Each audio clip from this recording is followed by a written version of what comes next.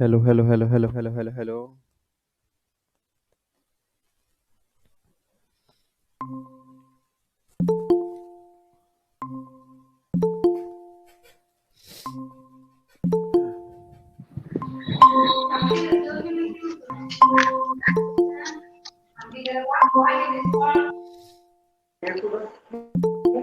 डेढ़ सौ लाख का है उसके वापस अभी से 150 लाख के दो पार्ट कर दिए 150 दो पार्ट कर दिए।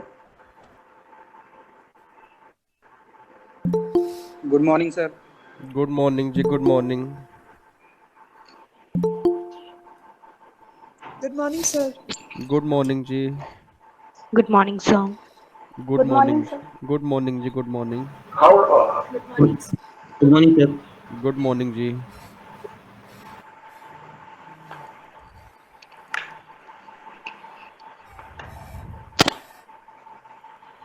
एक बार अपनी ऑडियो ना वहां से म्यूट कर लेना, जिन जिन बच्चों के अनम्यूट है।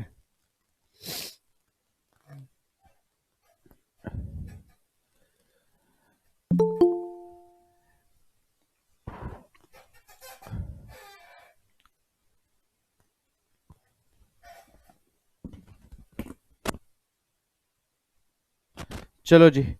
अब जिन जिन बच्चों के डाउट्स हैं एक बार फटाफट से अपना चैट बॉक्स में नाम लिख दो। जिन जिन बच्चों के भी डाउट्स हैं जी।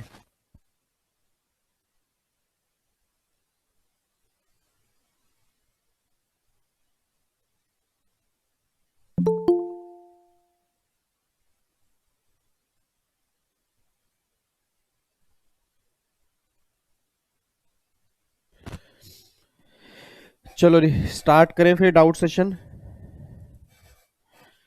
एक बार वन बाय वन मैं स्टार्टिंग से स्टार्ट करता हूं। सबसे पहले आकाश।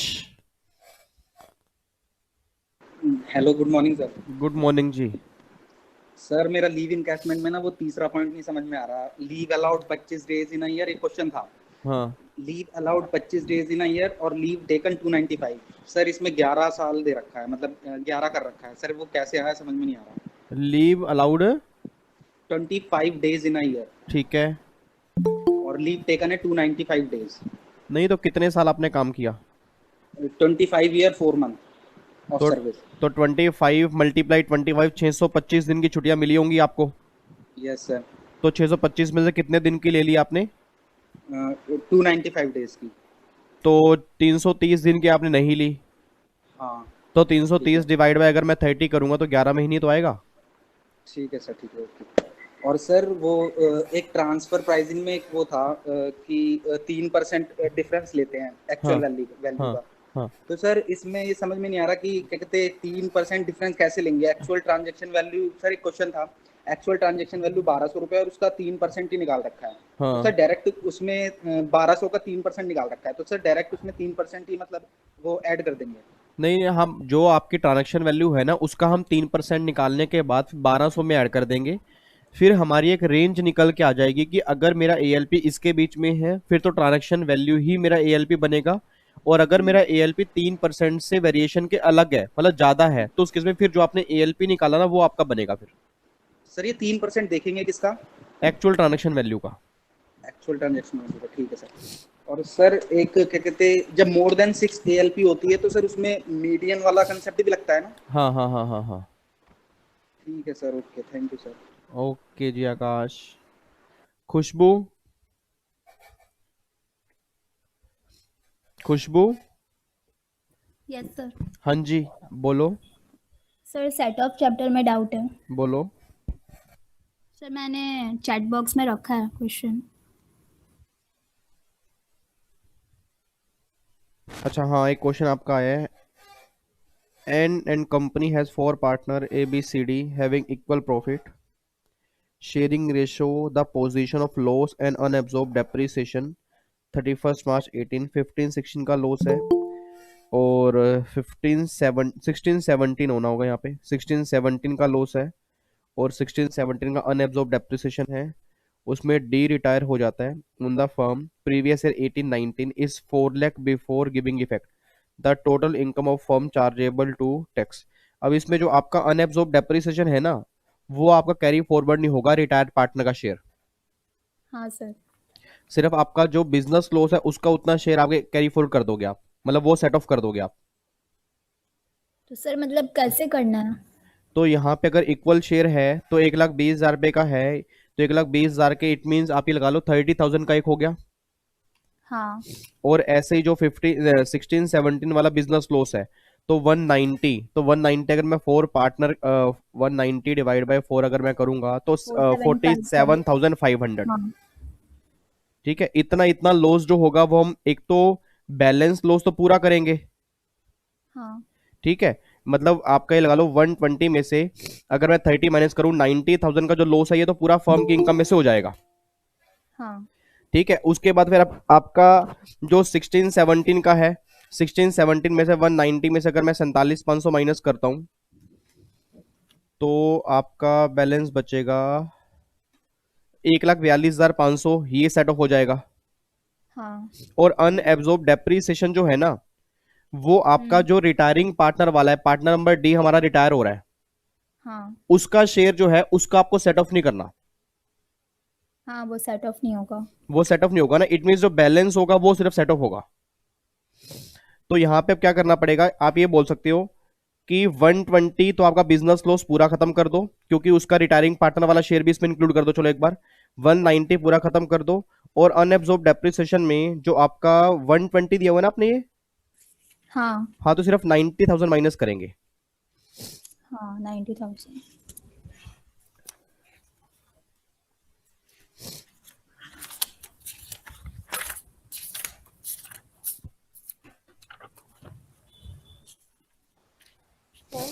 हाँ जी, हेलो। हेलो। हाँ सर सर। ये जो क्वेश्चन है खुशबू ने पूछा है, इसमें 15-16 का जो बिजनेस लॉस है 1,20,000 वो पूरा पूरा सेट ऑफ कर देंगे। हाँ पूरा सेटअप हो जाएगा। ओके। और 16-17 का भी हो जाएगा, अनएब्जॉर्ब डेप्रिसिएशन जो है वो पूरा नहीं होगा।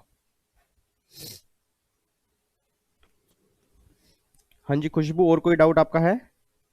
हाँ सर, आपके जो न्यूज़ स्कैनर आप जो आपने अपलोड किए ना एक्सपर्ट बनो पे, हाँ जी, उसमें 4 हेड्स के हैं पर ये एडवांस टैक्स बाकी सब चैप्टर्स के नहीं मिल रहे, तो आपने वो भी अपलोड किए थे।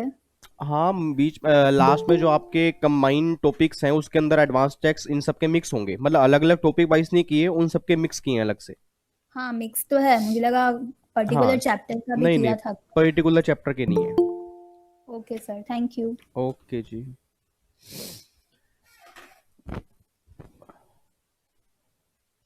अगला निकिता, आपका डाउट है? गुड आप, मॉर्निंग सर। हाँ जी good morning ji.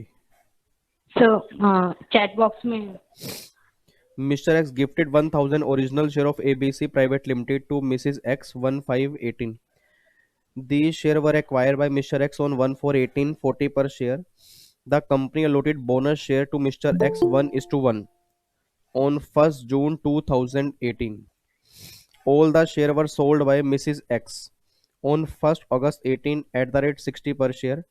The amount will be clubbed in the hands of Mr. X. अब इसमें कैपिटल गेन की इनकम जो निकल के आएगी वो मिस्टर एक्स के अंदर क्लब हो जाएगी। अब यहाँ पे 1,000 शेयर जो गिफ्ट किए ना, तो 1,000 का मतलब यह है कि 1,000 शेयर गिफ्ट किए और 1,000 ही बोनस शेयर मिल गए होंगे। 1,000 ही बोनस, क्योंकि 1:1 बोनस है ना, तो 1,000 शेयर दिए और 1,000 ही बोनस शेयर उसको मिल गए होंगे। अब यहाँ पे उसने बोला जी 40 रुपए का शेयर परचेज किया, अब ये 40 रुपए कॉस्ट तो होगी ओरिजिनल शेयर की, क्योंकि बोनस शेयर की कॉस्ट तो आएगी नील। बोनस की कॉस्ट तो नील आती है, कैपिटल गेन के अंदर आपने पढ़ा होगा। तो 40 रुपए कॉस्ट होगी, वो सिर्फ 1,000 शेयर की होगी, और 1,000 शेयर की कॉस्ट आपकी बनेगी नील। बट जो बेचे हैं वो पूरे के पूरे अपने सारे शेयर बेच दिए, मतलब बेचे आपने 2,000 शेयर है। तो अगर 2,000 शेयर बेचे और 60 रुपए का एक शेयर है, तो अगर मैं 2,000 को 60 से मल्टीप्लाई करूंगा तो आपका सेल प्राइस निकल के आ गया 1,20,000, और कॉस्ट आपकी यहां पे निकल के आएगी सिर्फ और सिर्फ 40,000 रुपए। कॉस्ट आपकी 40,000 आएगी ना, तो 80,000 रुपए आपका कैपिटल गेन निकल के आ जाएगा। तो 20,000 आ रहा है आंसर, तो क्या चीज है? 20,000 आंसर है। 20,000 आंसर है। हम्म, 20,000 कैसे आएगा? पता नहीं सर। एक सेकंड रुको, एक सेकंड। 1000 मल्टीप्लाई 60, हम्म, 60,000, हाँ ठीक है। यहाँ पे देखो ना, 1000 शेयर के सेल प्राइस जो हमारा है वो तो 60 है, 60,000 पे ही हो गया ना। गुस्से नहीं होना ना, ना गुस्सा नहीं होना किसी को,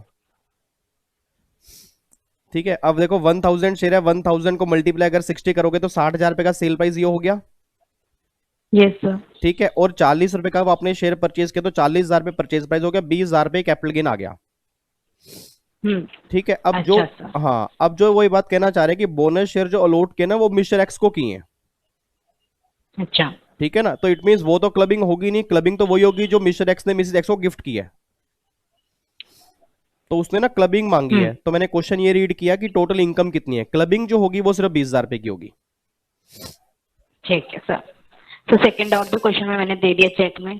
सेकंड आपका है एडवांस टैक्स, आपको बताना है मिस्टर सुमित का owner before 15 September from the following: rent from house property 4,62,000 और municipal tax paid by him 12,000 या 1,20,000। एक minute sir.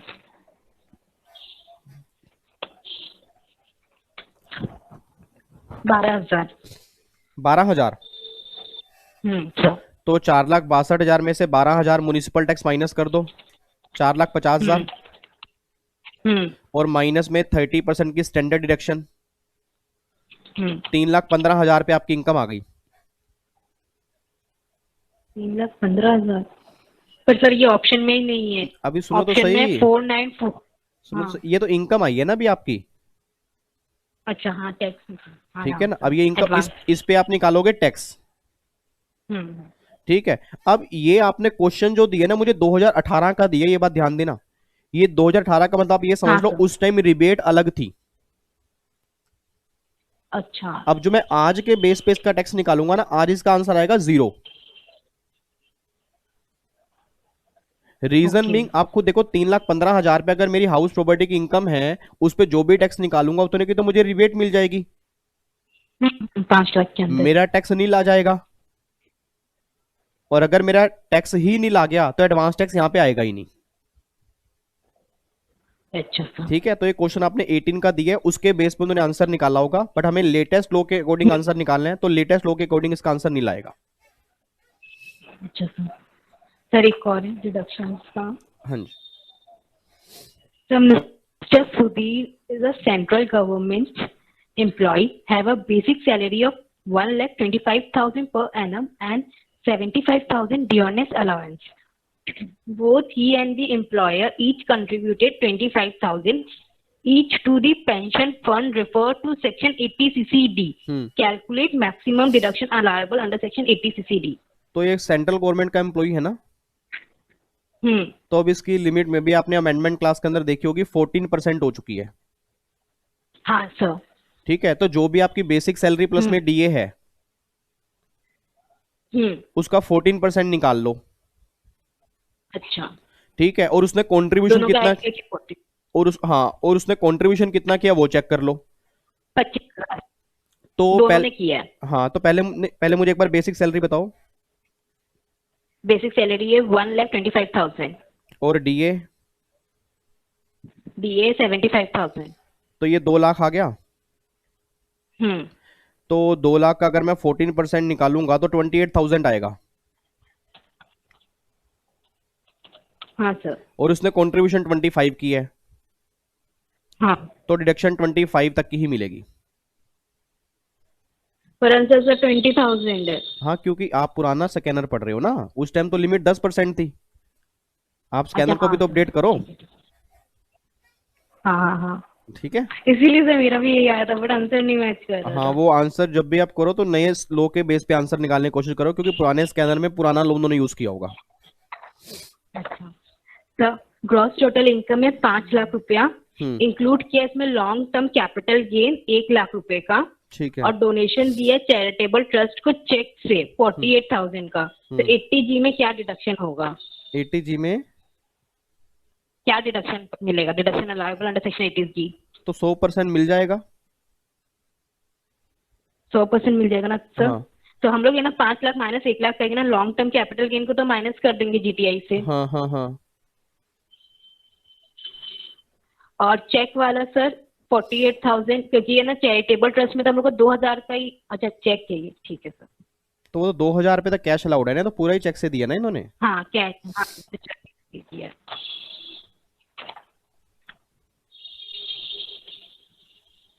Sir last question. हाँ जी। So Varun incurred medical expenditure of 12,000 towards cataract surgery of his mother, age 80 years. She also underwent a minor surgery for which he incurred an expenditure of 26,000. Deduction under section 80D will be. तो total मिल जाएगी जितना उसने खर्चा किया होगा। Sir but समझे नहीं। मतलब जितना आपने खर्चा बोला 26,000 एक तो बोला है। हाँ वो माइनर सर्जरी हुआ और मेडिकल एक्सपेंडिचर हुआ 12,000 का कैटरेक्ट सर्जरी में। प्लास्टिक सर्जरी कह रहे हो? Okay correct. तो 26,000 प्लस में जो आपने ऊपर खर्चा किया वो कितना है? 12,000। हाँ तो इन दोनों को ऐड कर दो, लिमिट आपकी 50,000 रुपए की है ना, तो 50,000 तक की डिडक्शन मिलती है, तो मेरे ख्याल से इन दोनों का टोटल करके 50,000 से कम बन रहा है। 30। हाँ हाँ हाँ तो 38। उतने की डिडक्शन मिल जाएगी। ठीक ठीक है यू सर। ओके जी, वेलकम।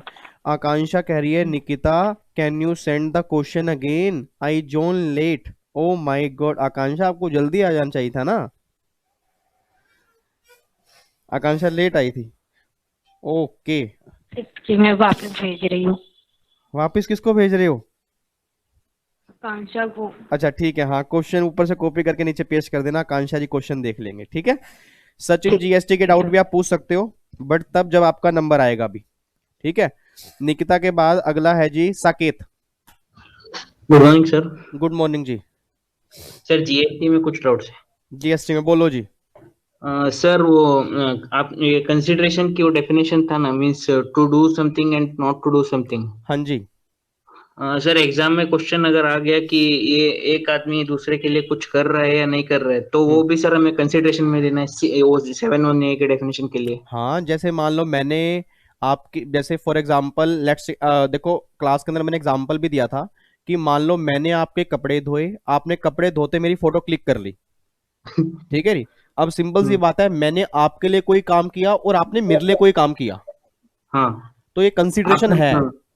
आपने कहा कि ये फोटो किसी को मत दिखाओ, मैंने नहीं दिखाया, इसका मतलब वो ना करने में भी कुछ करना है। नालायक, ऐसी कौन सी फोटो मैंने आप खींची है मेरी? सर एग्जांपल दे रहा हूँ। अच्छा एग्जांपल, ठीक है। हाँ तो अगर मैंने कहा ये मेरी फोटो किसी को मत दिखाना, मेरी बेइज्जती हो जाएगी, मैं बदनाम हो जाऊंगा, तो इट मींस उसको भी हम क्या करेंगे, note to do something.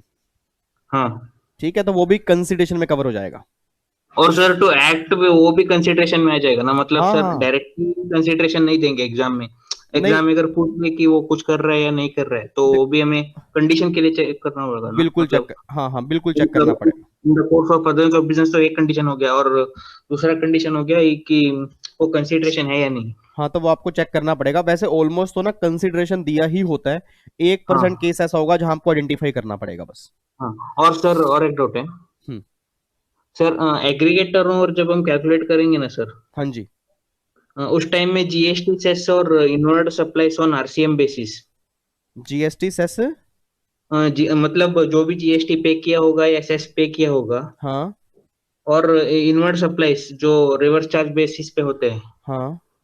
Sir उन्हें क्या हम माइनस करना है या इग्नोर करके चलना है, मतलब कैसे अगर ट्रीटमेंट करना अगर है? अगर वो इंक्लूड है फिर तो माइनस करना है, अब हाँ अगर एक्सक्लूड है तो कुछ नहीं करना, फिर हमें मतलब कुछ करना ही नहीं है। हाँ। और सर और लास्ट एक डाउट है, कल के अमेंडमेंट क्लास से, मतलब वो क्लियर अच्छा, हो गया बट अमेंडमेंट क्लास देख रहे हो? देख के सर। वाह भाई वाह, चलो बताओ।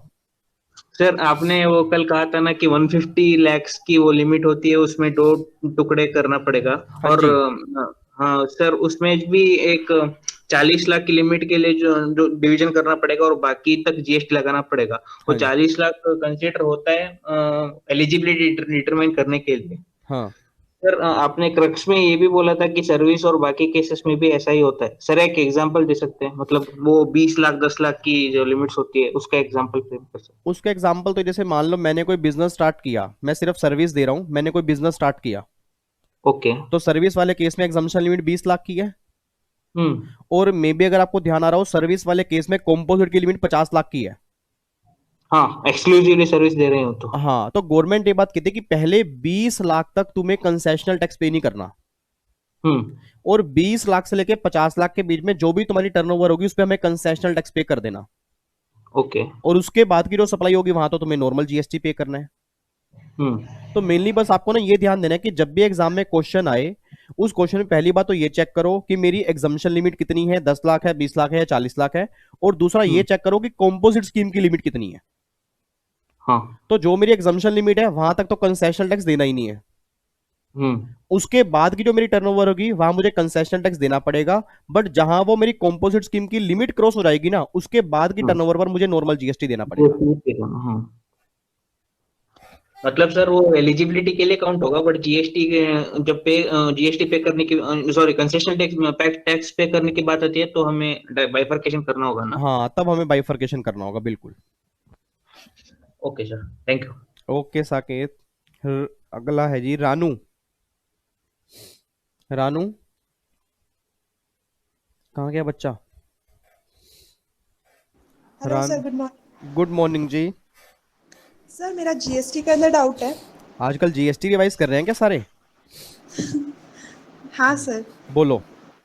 सर जीएसटी के अंदर रेट्स 4 रेट्स होती है, बट इफ क्वेश्चन ये हो कि जीएसटी के अंदर रेट्स कितनी है, तो 5 जीएसटी रेट लिखेंगे या 4 जीएसटी रेट लिखेंगे? बिकॉज 0% भी इंक्लूड हो गई क्या जीएसटी में? देखो 0% भी एक रेट है, तो नॉर्मली कई लोग बोलते हैं 5 रेट है, बट 0% को ना हम प्रैक्टिकली कभी काउंट नहीं करते, क्योंकि 0% पे कोई लाइबिलिटीज नहीं आती। ठीक है, तो अगर वैसे कोई नॉर्मली पूछे कि जीएसटी में रेट कितने हैं, तो हमेशा 4 ही रेट बोलोगे, 5, 12, 18, 28। बट अगर एग्जाम में क्वेश्चन आपको 5 दिया हुआ है कि 5 रेट हैं, ठीक है, और 4 भी दिया हुआ है, तो फिर वो 0% वाला भी रेट चेक करके ना फिर आपको 5 दे के आना पड़ेगा। Okay sir, okay sir. और रिवर्स चार्ज का आईटीसी क्लेम कर सकते हैं क्या? हाँ, बिल्कुल क्लेम कर सकते हैं। सर जो रजिस्टर्ड पर्सन है वो ही क्लेम कर सकता है? हाँ, वो तो ऑब्वियस ही बात है। Okay sir, thank you. Okay Ranu. अगला नाम है जी Cheshta. Good morning sir. Good morning जी। सर एक क्वेश्चन था बोलो। डिडक्शंस में से। बोलो। ए है जिसकी एज है 31 इयर्स और उसकी इनकम है 2,50,000 और जिसमें से 20,000 उसने पीपीएफ में डाल दिया और एग्रीकल्चर इनकम है 3,50,000। ओके, तो टैक्स निकाल रहे हैं इस पे। तो यहाँ तो पार्शियल इंटीग्रेशन मेथड लगेगा। आपका ओल्ड सिलेबस है? नहीं सर, न्यू सिलेबस है। हाँ, तो यहाँ ना आपका ना एक मेथड है एग्रीकल्चर इनकम के चैप्टर में, पार्शियल इंटीग्रेशन मेथड। हाँ जी। तो उसमें इसमें ना ये मेथड लगाना पड़ेगा, क्योंकि इसमें नॉन एग्रीकल्चर इनकम भी दी है और एग्रीकल्चर इनकम भी दी है। हाँ जी। तो एक बार मुझे इतना बोल दो, नॉन एग्रीकल्चर आपने कितनी इनकम बोली है? इसमें 2,50,000 है। अच्छा, हाँ, तो फिर जो नॉन एग्रीकल्चर इनकम है वो तो एग्जम्पशन लिमिट तक है ना। हाँ जी। हाँ, तो इस केस में तो फिर टैक्स आपका आएगा ही नहीं। आंसर में इसका आया हुआ है टैक्स 4120। 41 वो पुराने लो के बेस पे आपने आंसर देखा होगा, स्कैनर कोई पुराना होगा फिर। हाँ जी। हाँ, तो मैंने आपको लास्ट टाइम भी कहा था सभी बच्चों को, और सर- स्कैनर जो भी आप पढ़ रहे हो उसको अपडेट करके चलो, नहीं तो दिक्कत आ जाएगी बहुत ज्यादा आपको। हाँ सर जी। डिडक्शन वाले के न्यू स्कैनर मुझे मिला ही नहीं। नहीं, क्यों? मैंने डाला हुआ है उसके ऊपर, उसके उस पे क्या नाम है, अपनी एक्सपर्ट बनो की वेबसाइट पे, जो मेरे ख्याल से 15-16 सेट हैं, उसके अंदर डिडक्शंस के भी क्वेश्चंस हैं। और जो मैंने आईसीएसआई के या जो यूट्यूब पे इतने सारे क्वेश्चन करवाए हैं एमसीक्यूज, अभी तो नहीं, बट हाँ अगले महीने मैं डिडक्शन के भी क्वेश्चन कराऊंगा। तो बस मैं ये कहना चाह रहा हूँ कि जब भी कोई क्वेश्चन करो ना, पुरानी बुक से किया था। अच्छा, तो उसको अपडेट कर लो बस, ठीक है। Hello sir, good. चलो बोलो जी, क्वेश्चन बोलो आगे, चेष्टा।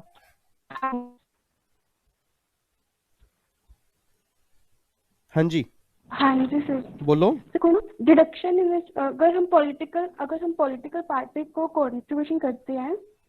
हेलो। हाँ हाँ बोलो बोलो बोलो। अगर हम पॉलिटिकल पार्टी को कंट्रीब्यूशन करते हैं कैश में करते हैं 10,000 तक तो अलाउड होता है ना वो? नहीं नहीं नहीं नहीं, अब 2000 की लिमिट है। हेलो। हेलो, अब आपकी ना 2000 की लिमिट है। सर क्या होगा? आपकी ना आवाज कट कट के आ रही है, मेरे ख्याल से आपका नेट का इशू है वहां पे। तो भी हेलो, आपकी ना आवाज नहीं आ रही है मेरे पास। हेलो, एक मिनट। हेलो। हेलो, अब आ रही है? हाँ जी हाँ जी हाँ जी हाँ जी हाँ जी सर। हाँ तो फिर इसका आंसर यही आएगा कि नॉट टू बी अलाउड, अगर कैश में भी पेमेंट करिए तो भी हाँ, अलाउड अगर होगा, कैश यही में आंसर पेमेंट है किया तो इसका। अलाउड नहीं होगा फिर। 2000 तक तो होगा ना? हाँ, 2000 तक अलाउड है कैश लिमिट।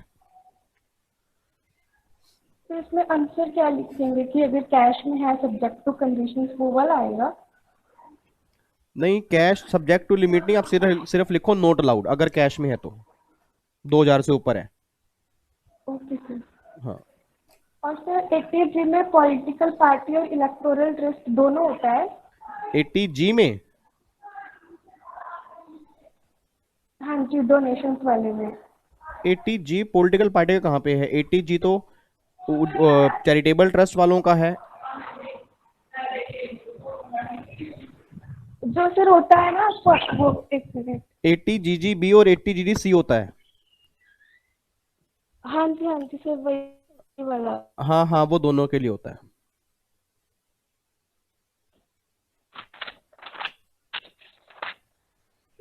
ATGGB। हाँ, 80GGB दोनों के लिए होता है। सर।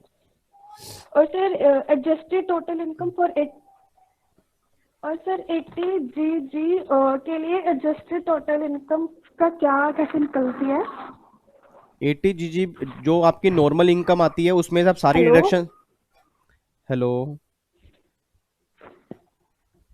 हाँ जी। आपकी जो नॉर्मल इनकम आती है ना उसमें से आप सारी डिडक्शंस माइनस कर दो 80GG को छोड़ के। हाँ जी। तो ओके सर। हाँ, तो वो जो आपकी इनकम आएगी उसको एडजस्टेड इनकम बोलते हैं, उसके बेस पे फिर आपको डिडक्शन निकालनी पड़ती है। Okay sir. ठीक है जी। और सर लास्ट है हाँ लास्ट है सर इसमें। बोलो। सर 80G में डोनेशन काइंड में नहीं दे सकते ना, तो उसकी कोई डिडक्शन नहीं मिलेगी ना? वो तो आपको चेक में देनी होगी। Okay sir. Thank you. Okay जी। हाँ जी, टीना बोलो।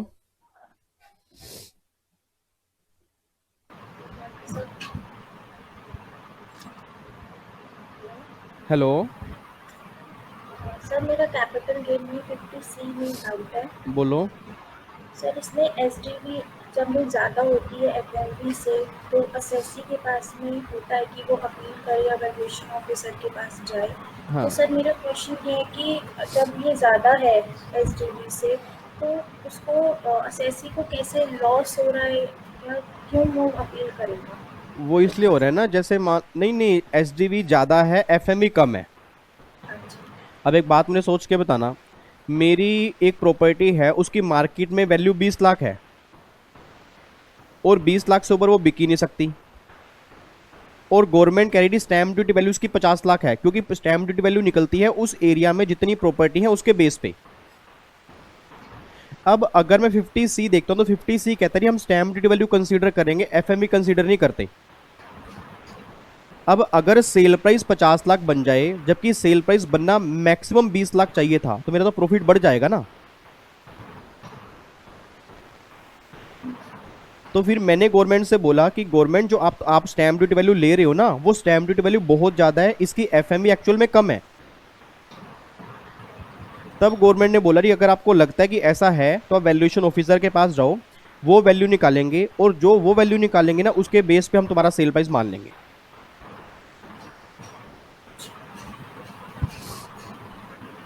मतलब टैक्स निकालने के लिए जैसे हम एसटीवी लेते हैं तो एसटीवी को ज़्यादा बता रही तो हमारा फिर टैक्स भी ज़्यादा आएगा। हाँ हाँ हाँ, तो हमारा टैक्स ज़्यादा आएगा तो हमें नुकसान होगा, बिल्कुल। और सर एग्रीकल्चर लैंड से इनकम इंडिया में तो वो एग्जेम्प्ट होती है, बट एग्रीकल्चर लैंड जब हम ट्रांसफ़र करते हैं तो वो कैपिटल गेन में टैक्सेबल होती है ना? नहीं नहीं, वो टैक्सेबल तब होती है अगर एग्रीकल्चर लैंड कैपिटल एसेट की डेफिनेशन में कवर होती है। हाँ, वो 3 जो 2 बिल्कुल किलोमीटर्स वाला एरिया। बिल्कुल बिल्कुल। और सर एक डिडक्शन में एक क्वेश्चन करवाया था आपने, उसमें हमारा ग्रोस टोटल इनकम जो है वो 6,80,000 आ रही थी हाँ। और डिडक्शन जो थी वो 1,50,000 आ रही थी। बट ग्रोस टोटल इनकम में एलटीसीजी और कैजुअल इनकम वो भी थे। ओके। तो आपने बोला था कि इसको 6,80,000 में से ही डिडक्शन माइनस कर दो, क्योंकि हमें प्रेजेंटेशन नहीं दिखाना। तो सर हमने वो एक्सक्लूड नहीं करे थे एलटीसीजी और कैजुअल इनकम, हाँ हाँ। तो अल्टीमेटली उसमें से डिडक्शन माइनस हो नहीं गई इसमें। नहीं नहीं नहीं नहीं नहीं नहीं, ऐसे नहीं माइनस होती। अगर माइनस ना वो तब हो जाती अगर वो लॉन्ग टर्म कैपिटल गेन और कैजुअल इनकम का अमाउंट ज़्यादा होता। अब जो मेरा अदर इनकम है उसका इतना अमाउंट है कि वो 150 डिडक्शन पूरी कंज्यूम कर सकता है, ठीक है ना। तो जब वो पूरा कंज्यूम कर सकता तो आप ये नहीं बोलोगे कि वो डिडक्शन जो है वो अपने लॉन्ग टर्म में से माइनस कर दी, क्योंकि अगर आप अलग अलग भी कर दोगे उसके बाद भी माइनस करोगे तो भी तो आंसर सेम ही आ रहा है। तो सर सेम मतलब जो अदर इनकम्स हैं वो 4,50,000 आ अब रही आप है। खुद सोच के बताना, अदर इनकम कितनी है? 4,50,000 लॉन्ग टर्म कैपिटल गेन ये आ रहे हैं 1,80,000, और कैजुअल इनकम 50,000, डिडक्शन कितनी है? 150, अब आप मुझे सोच के बताओ, अगर मैं ग्रोस टोटल इनकम में से ये 1.5 लाख रुपये माइनस कर दूं तो क्या ये डिडक्शन मैंने लॉन्ग टर्म या कैजुअल इनकम में से माइनस की है? नहीं, क्योंकि जो मेरी अदर इनकम 4,50,000 है ना, वो मेरी इतनी है कि वो 1.5 लाख कंज्यूम कर जाएगी, ठीक है ना। तो उसके बाद मेरी इनकम तो 3 लाख ही बचेगी। तो अगर आप बाइफर्केशन भी अलग अलग भी कर दोगे, लॉन्ग टर्म अलग कर दो, कैजुअल इनकम अलग कर दो, और बाकी इनकम में से अगर डिडक्शंस माइनस करो, बात तो भी सेम है।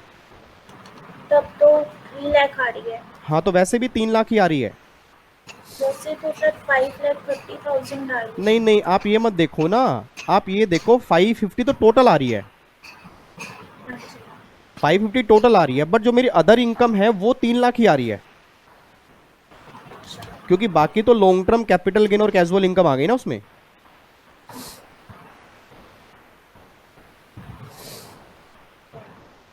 ठीक है जी। और सर एक कॉन्सेप्ट मैंने कहीं पढ़ा था, डेफर्ड टैक्स असेट, वो क्या होता है? डेफर टैक्स एसेट तो आपका मैट के अंदर आता है, मतलब ऐसा, मतलब डेफर टैक्स का मतलब ये होता है कि अगर हमने नॉर्मली क्या होता है, आप आगे जाके पढ़ोगे प्रोफेशनल के अंदर कि अकाउंट्स और इनकम टैक्स में ना फ़र्क होता है, अकाउंट्स के ट्रीटमेंट अलग होते हैं, इनकम टैक्स के ट्रीटमेंट अलग होते हैं। तो गवर्नमेंट ये बात कहती है कि जो भी दोनों में डिफरेंस आता है ना उसको हम एडजस्ट करते हैं डेफर टैक्स एसेट्स और डेफर टैक्स लाइबिलिटीज के थ्रू, ठीक है। तो आपका एक टॉपिक ना सीएस एग्जीक्यूटिव में है तो है मैट, बट वो डिटेल में नहीं है। तो जब आप सीएस प्रोफेशनल के अंदर आओगे वहां पे ना बुक प्रॉफिट की पूरी कैलकुलेशन है लंबी चौड़ी, तो उसके अंदर आपको बताऊंगा डेफर टैक्स एसेट और डेफर टैक्स लाइबिलिटी की कैलकुलेशन होती कैसे है। ओके जी। आकृति। सर मेरा सैलरी में डाउट है। बोलो। सैलरी में क्वेश्चन है ग्रेचुटी का। हाँ जी। क्वेश्चन है, Mr Sunil is a private sector employee, he received rupees 12 lakh as a gratuity. He retired on 16 Feb 2019 after rendering 25 years and 7 months of services. His basic salary was rupees 30,000 per month. His dearance allowance was rupees 15,000 per month. 40% of forms part of RBS. He is not covered under the Payment of Gratuity Act 1972, the amount of ये gratuity. Question जो है ये book में दिया हुआ है? Sir ये मेरे पास किसी पीडीएफ थी एमसीक्यू की, हाँ बुक में मेरे पास इस टाइम हाँ है क्वेश्चन बुक में। तो यहाँ पे आप शेयर कर सकते हो? एक सेकंड से मैं ट्राई करती हूँ।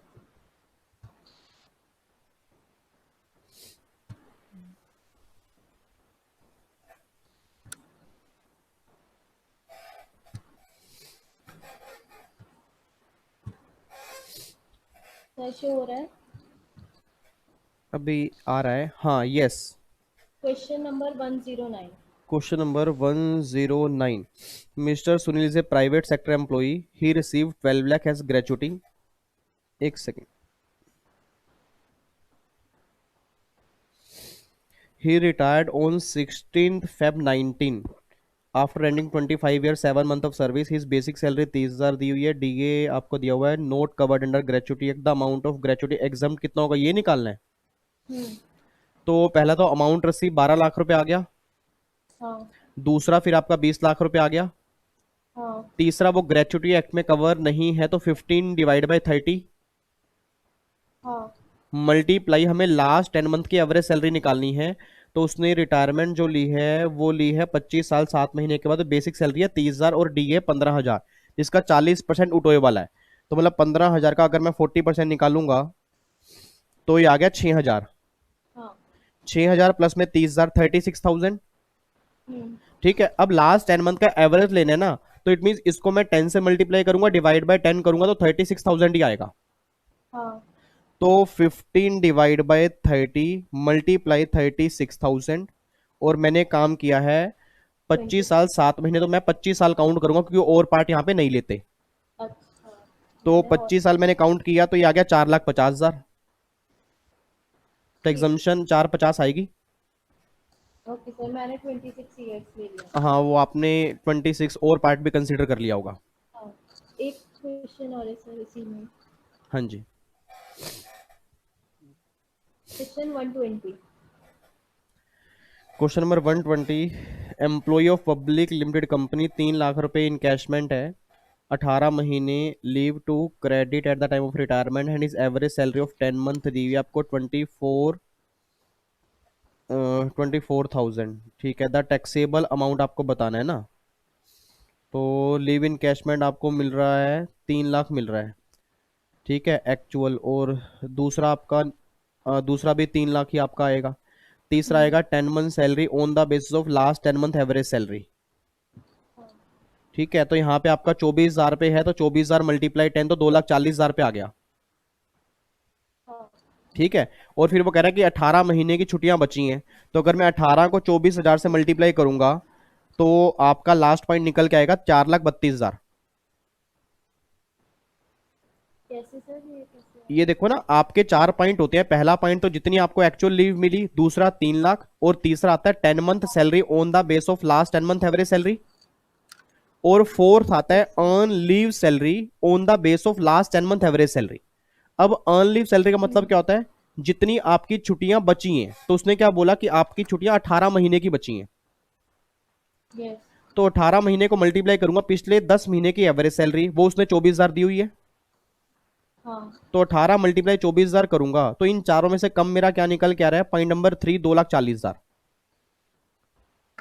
हाँ, तो 3 लाख मुझे मिले हैं, 2,40 मेरा एग्जम्प्ट है, तो 60,000 पे टैक्सेबल आ गया. सर नेक्स्ट क्वेश्चन है 126। 126. इसमें पेंशन 600 रुपये पर मंथ है और 3/5 उसने कम्यूट करवा ली है जिसमें 36,000 मिले हैं. तो 3/5 का मतलब 60% हो गया ना. हाँ, तो 36,000 डिवाइड बाय 60, तो मतलब 60,000. टोटल पेंशन होगी 60,000. यस अब उसको ग्रेचुटी नहीं मिल रही तो एग्जम्पशन कितनी मिलेगी? 50%, मतलब 1/2. तो 30,000 तो एग्जम्प्ट हो गया. Yes sir. अब सोच के बोलना 36,000 मुझे मिली है जिसमें 30,000 एग्जम्प्ट हो गया, तो 6,000 ही तो टैक्सेबल होगी. ओके सर, एक डाउट है। हो गया. एक डाउट है। अच्छा, हाँ जी. Question 136. 136 उसमें उसने बोला है mister Jain retire from A private service on 1 August 19 eight the time of retirement after 28 year 4 month service he getting salary 34,000 per month. He get rupees 5 lakh including accumulate interest 1 lakh from recognized provident fund. Okay. The employer and Mr. Jain had made matching contribution. Compute his income from salary for the assessment year 2021. अब मुझे यहाँ पे salary की income निकालनी है, ठीक है। अब यहाँ पे उसकी सैलरी निकल के आ रही है, बेसिक सैलरी जो है वो यहाँ पे निकल के आ रही है 34,000 पर मंथ। तो मतलब अगर रिटायरमेंट हुई है 1 अगस्त को, तो अप्रैल मई जून जुलाई सिर्फ 4 महीने की सैलरी मिली है, हाँ, ठीक है ना। तो 34,000 को अगर मैं 4 से मल्टीप्लाई करूंगा तो 136, yes, ठीक है। और इसमें से ना इसमें से डिडक्शन हमें माइनस करनी है 50,000 की स्टैंडर्ड डिडक्शन। आरपीएफ का कोई ट्रीटमेंट नहीं होगा। अच्छा सर, पता है क्यों नहीं होगा? क्योंकि वो रिटायरमेंट ले रहा है और रिटायरमेंट ले रहा है 28 साल के बाद। आपने आरपीएफ के अंदर पढ़ा होगा कि अगर 25 साल के बाद रिटायरमेंट, सॉरी 5 साल, 5 साल के बाद अगर आप रिटायरमेंट लेते हो तो सारा आरपीएफ एग्जम्प्ट हो जाता है। हाँ, तो ये सारा आरपीएफ तो एग्जम्प्ट हो जाएगा ना। अच्छा, तो सिर्फ होगा क्या, सैलरी में से स्टैंडर्ड डिडक्शन माइनस होगी बस। तो आपके पास जो भी बुक है ना, इन्होंने स्टैंडर्ड डिडक्शन माइनस किया 40,000, बट अब लिमिट 50,000 हो चुकी है। हाँ, तो उसके बेस पे आंसर 86,000 आएगा इसका, हाँ, 86 ही आ रहा है। ठीक है। Okay, thank you. ओके जी। गीतांजलि।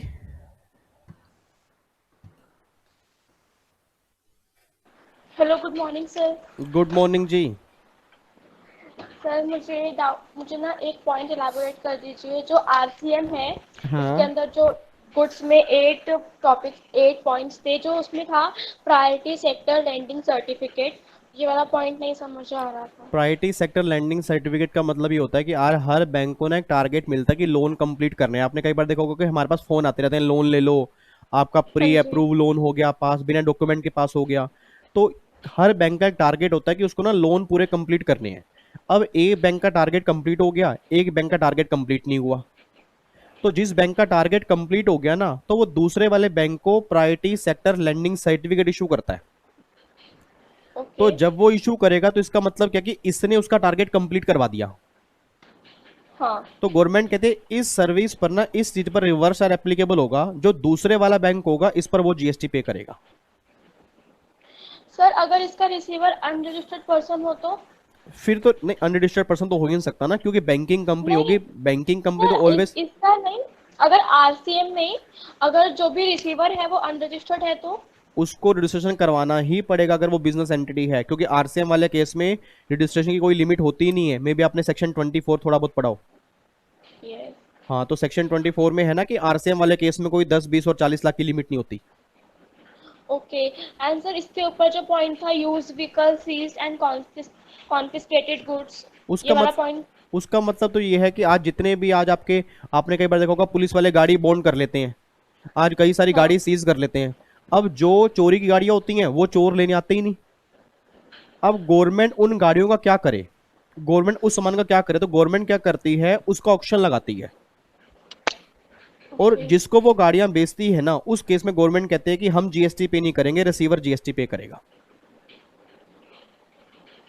ओके।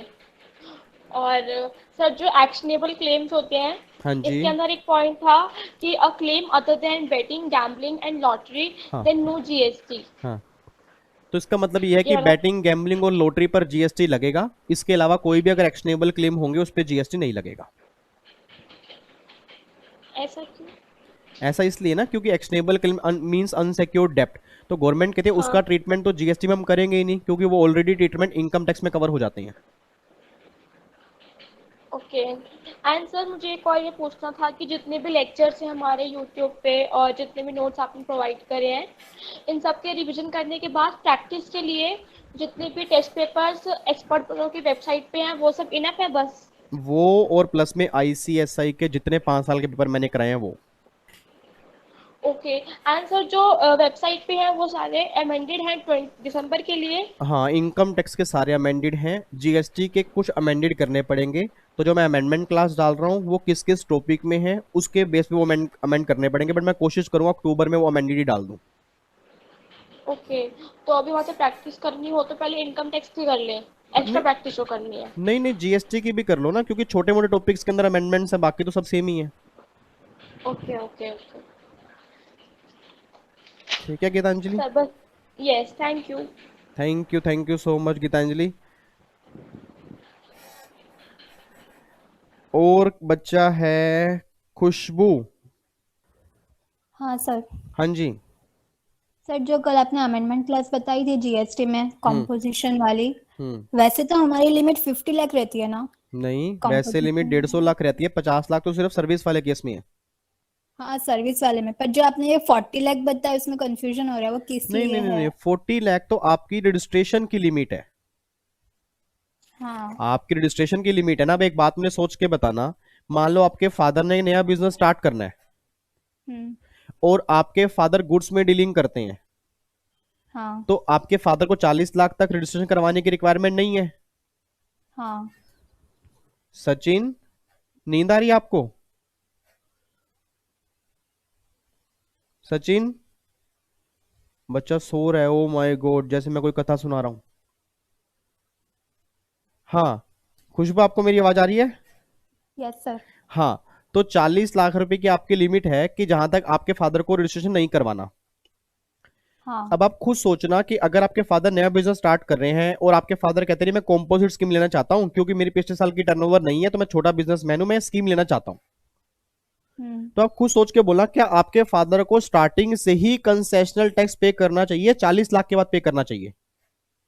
40 लाख के बाद? बस वही तो चीज हमने कल की है कि अब गवर्नमेंट ये क्लैरिफाई कर चुकी है कि भैया 40 लाख तक तो वैसे ही एग्जम्प्ट है। हाँ, उसमें जीएसटी भी पे नहीं करना पड़ेगा और हाँ, तो टैक्स उसके भी बाद जो लिमिट होगी ना उस पे कंसेशनल टैक्स जाएगा। नहीं। But okay. जब एग्रीगेट टर्नओवर काउंट करनी होगी तो हम स्टार्टिंग से काउंट करेंगे। हाँ। वो ये चीज है। हाँ, और आपने ये भी बताया था ना अगर न्यू बिजनेस होगा तो एक बार ही 40 लाख यूज करने को मिलेगा, हाँ बाद बस में वो ये, यूज नहीं हाँ कर हाँ सकते। हाँ, ये प्रॉब्लम पहली बार ही आएगी क्योंकि जब बिजनेस मेरा स्टार्ट हो जाएगा ना तो हाँ। फिर तो कोई दिक्कत ही नहीं है ना, फिर तो मैं रजिस्टर्ड हो ही चुका हूँ। हाँ। हाँ और सर जो आपने रजिस्ट्रेशन पार्ट में अमेंडमेंट बताई थी उसमें यही था ना कि जो 22 की पावर थी वो भी 23 को भी मिल गई है, ऐसा? नालायक, 23 की पावर जो थी वो 22 में अब आ गई हाँ, है। 23 की पावर 22 में। Yes. Okay sir. Okay thank जी। You. Sachin, hello. Good morning. Hello, good morning sir. Good morning, उठ गए? नहीं सर, वो तो बीच बीच में रात को लेट सोया था इसलिए हो रात गया। को लेट सॉरी क्यों सो रहे हो? अब तो गेम्स गुम सारी बंद हो गई हैं मेरे ख्याल से, ऑलमोस्ट बंद कर दी हैं। कौन सी खेल रहे हो अब गेम आजकल, मुझे भी बताओ। सर, मैं पढ़ रहा था, गेम में खेलते हैं। गेम खेलते ही नहीं हो? नहीं चलो बताओ जी, जीएसटी का डाउट बताओ अपना। सर। सर, एक डाउट था 71A में जो अपना ट्रांसफर ट्रीटमेंट और प्रोसेस होता है सप्लाई वाले चैप्टर में, हाँ जॉब वर्कर को जो भेजते हैं, हाँ। तो वो ओनर के हाथ में क्या इससे सप्लाई ऑफ गुड्स बन जाएगा? नहीं नहीं नहीं, ओनर के हाथ में तो वो सप्लाई नहीं बनेगा ना। अगर वो जो वर्कर को भेजेगा, जो वर्कर के हाथ में सप्लाई बनेगा। ओनर के हाथ में सप्लाई तब बनता है जब वो 1 साल या 3 साल के अंदर सामान वापिस नहीं आता। ठीक है ना? अगर 1 साल के अंदर वापिस आ गया फिर तो सिर्फ जो वर्कर के हाथ में ट्रीटमेंट करेंगे। अगर सामान वापिस नहीं आया फिर ओनर के हाथ में सप्लाई बनाकर, गुड्स की सप्लाई बनाकर वहां पे जीएसटी लगा देंगे। ठीक है। और सर, एक इनपुट टैक्स क्रेडिट का जो अमेंडमेंट क्लास आपने डाली थी, हाँ उसके अंदर जो पहले 20% था वो 10% जो हो गया। जी।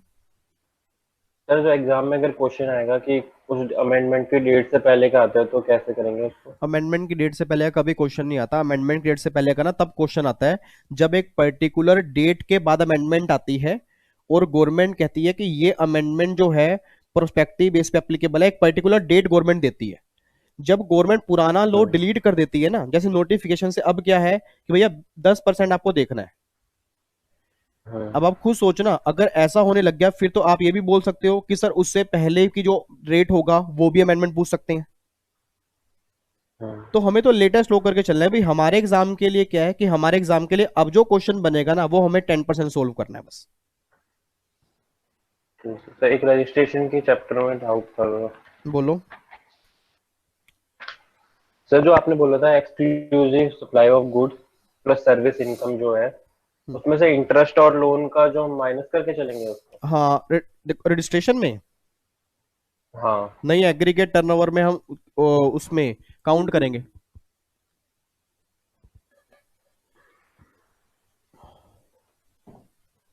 वो तो मैंने ये बोला था आपको कि अगर मैं गुड्स का काम कर रहा हूं साथ में इंटरेस्ट और डिस्काउंट भी है तो 40 लाख रुपए की लिमिट के लिए कि 40 लाख की लिमिट लगेगी या नहीं लगेगी उसके लिए इंटरेस्ट और डिस्काउंट को इग्नोर कर दोगे। ठीक है ना। इट मींस हम 40 लाख की लिमिट लेके चलेंगे, बट जब मैं 40 लाख की एग्रीगेट टर्नओवर काउंट करूंगा ना तो उसमें मुझे इंटरेस्ट वाला पॉइंट लेना पड़ेगा।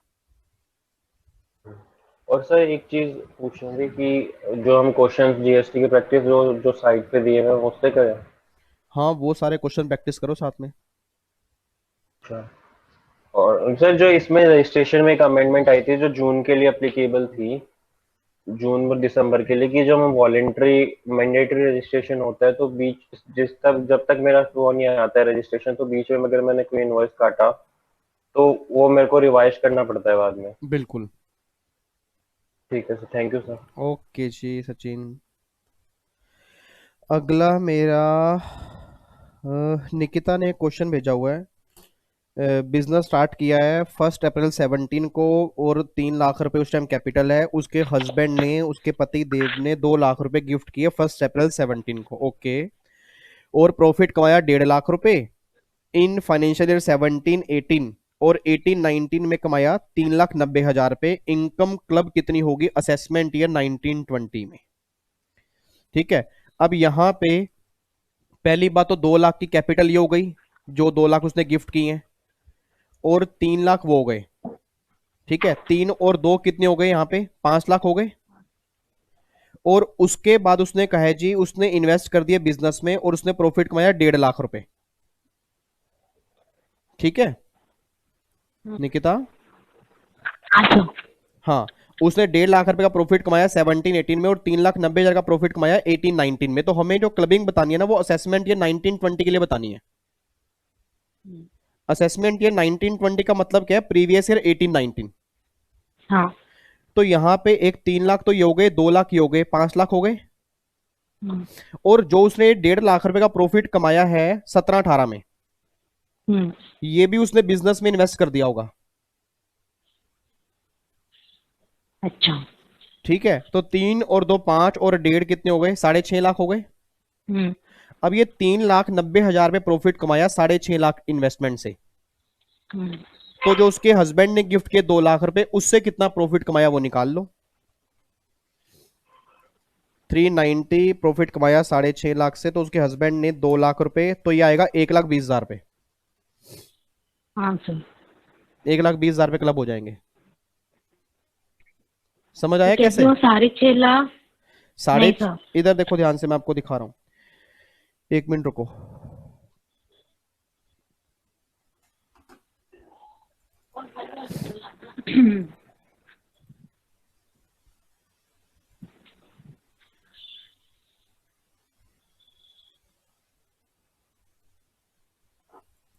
एक मिनट रुकना। हाँ सर।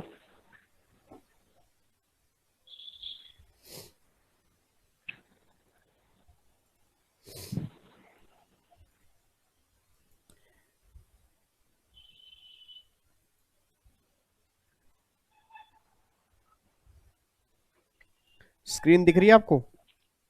Yes sir. ओके।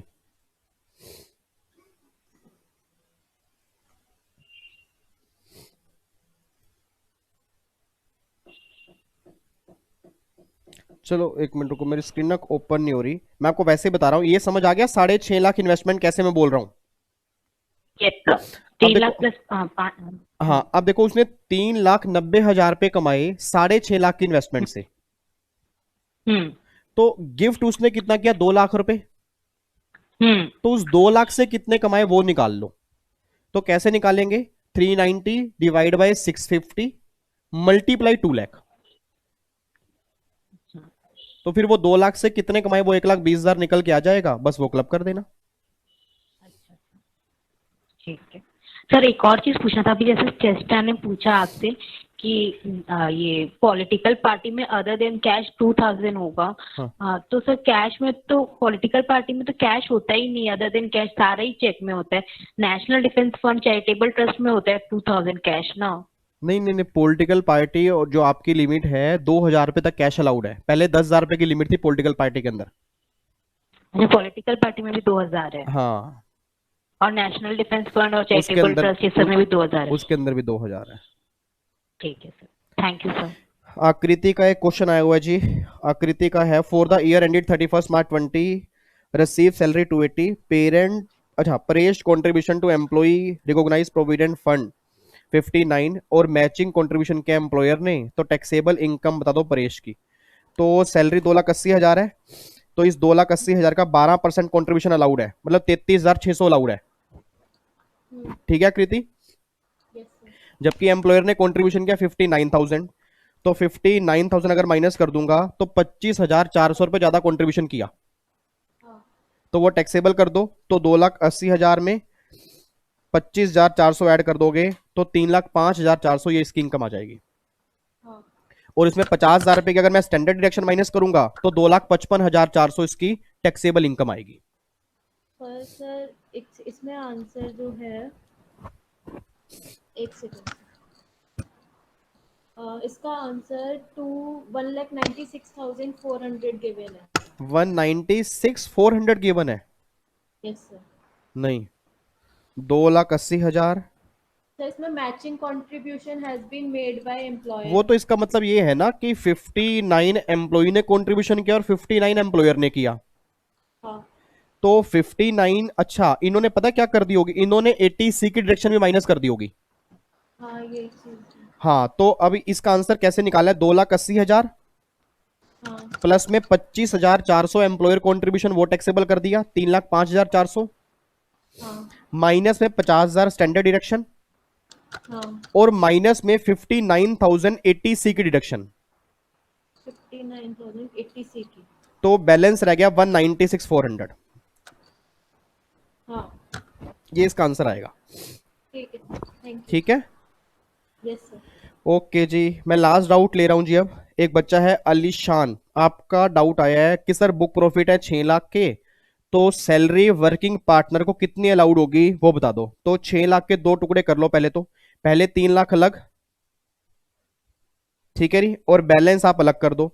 तो पहले 3 लाख का 90% 2,70,000 रुपए तो ये हो गया, और बैलेंस जो 3 लाख बचे उसका 60%, तो 3 लाख का 60 कितना हो गया? 1,80,000 ये हो गया। तो टोटल सैलरी जो अलाउड होगी 4,50,000 अलाउड होगी। ये आकाश 5,40,000 कैसे आया है? एक बार दोबारा बोल रहा हूं, 6 लाख के 2 टुकड़े करोगे 3 लाख 3 लाख। आप सबने क्लास के अंदर पढ़ा हुआ कि पहले 3 लाख के बुक प्रॉफिट का 90% लेते हैं, 2,70,000 तो वो हो गया, और बैलेंस बुक प्रॉफिट का 60% लेते हैं। तो बैलेंस कितने बचे? 3 लाख बचे ना, उसका 60 कितना हो गया? 180। तो 270 और 180 कितना हो गया? 450 ही तो हो गया। आकाश कह रहा है मैंने दोनों का ही 90 ले लिया। आकाश मुझे कोई दिक्कत नहीं है, एग्जामिनर कहेगा बच्चा प्रैक्टिकल है, खुश होकर एक और अटेम्प्ट दे देगा। नालायक, क्वेश्चन ध्यान से पढ़ा करो। सर हाँ जी, जो मैंने अभी 59 वो परेश वाला क्वेश्चन पूछा था, हाँ तो उसमें matching contribution has been made by employer जो गिवन है, तो उसमें 12% वाली चीज नहीं करेंगे? नहीं, वही तो मैंने की है। वो देखो ना, सिंपल सा क्वेश्चन समझो। वो ये कहना चाह रहा है कि एम्प्लॉय ने 59 कंट्रीब्यूट किए और एम्प्लॉयर ने भी 59 कंट्रीब्यूट किए। हाँ। अब एम्प्लॉय ने जो कंट्रीब्यूशन किया उसकी डिडक्शन मिलती है 80C में, हाँ। और जो एम्प्लॉयर कंट्रीब्यूशन करता है वो 12% तक अलाउड होता है। हाँ। तो सैलरी अगर 280 है, उसका 12% निकालूंगा तो 33,600 आएगा। हाँ। मतलब 59 में से 33,600 अलाउड है, तो बैलेंस 25,400 टैक्सेबल हो गया ना। अच्छा, ये एम्प्लॉयर का टैक्सेबल करवाया? यस, एम्प्लॉय का तो ऑलरेडी बेसिक सैलरी में ऐड होगा। अच्छा, सिर्फ हमें माइनस करना है बाद में जब मैं उसकी टोटल इनकम निकालूंगा। ओके ओके, ठीक है कृति? यस। चलो जी, अच्छा इधर सुना ध्यान से। अब आपको मैंने टारगेट पहले ही कल दे दिया था, उसकी तैयारी स्टार्ट कर दो। फटाफट से सैलरी पूरा कंप्लीट कर लो, हाउस प्रॉपर्टी पूरा कंप्लीट कर लो, ठीक है। तो सैटरडे को वैसे कोशिश पूरी रहेगी मेरा आपका सेशन लेने की घर जाने के बाद, बट अगर बाई चांस नहीं ले पाया, आपने तैयारी में कोई कमी नहीं छोड़नी, बस ये बात ध्यान देना, ठीक है जी। बाकी मुलाकात में बीच में करूंगा। अमेंडमेंट क्लास जरूर देख लेना जी, आज शाम को लास्ट अमेंडमेंट क्लास है आप सभी की, ठीक है जी। उसके बाद एक क्लास और बचेगी, अमेंडमेंट क्लास नंबर 9, वो सिर्फ प्रोफेशनल वाले बच्चों की होगी। जितने बच्चे आप एग्जीक्यूटिव वाले हो उन सबकी आज लास्ट क्लास है। तो मैं ये उम्मीद कर रहा हूं कि आज की अमेंडमेंट क्लास के बाद ना आप कोशिश साथ साथ ये भी करोगे कि जीएसटी पूरा पैकअप कर दोगे, ठीक है ना। और अगर जीएसटी पैकअप नहीं करना तो कम से कम जिन चैप्टर्स में अमेंडमेंट आई है उन चैप्टर को अच्छे से जरूर कर लेना, ठीक है। मैं आपको बार बार कह रहा हूं, अमेंडमेंट मोस्ट इंपॉर्टेंट है, अमेंडमेंट को इग्नोर मत करना, अच्छे से देख लेना, और जो भी डाउट है उसको डाउट सेशन के अंदर पूछ लेना, ठीक है जी। चलो फिर बाकी मुलाकात करते हैं जी नेक्स्ट क्लास में। ओके जी, bye bye, tata, thank you so much, Jai Hind. Jai Hind sir, Jai Hind जी, god bless you, bye bye. Bye bye sir, happy thank you जी, god bless you. Thank you so much sir.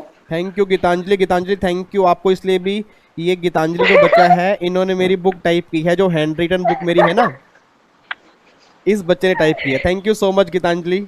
अच्छा, thank you, God bless you.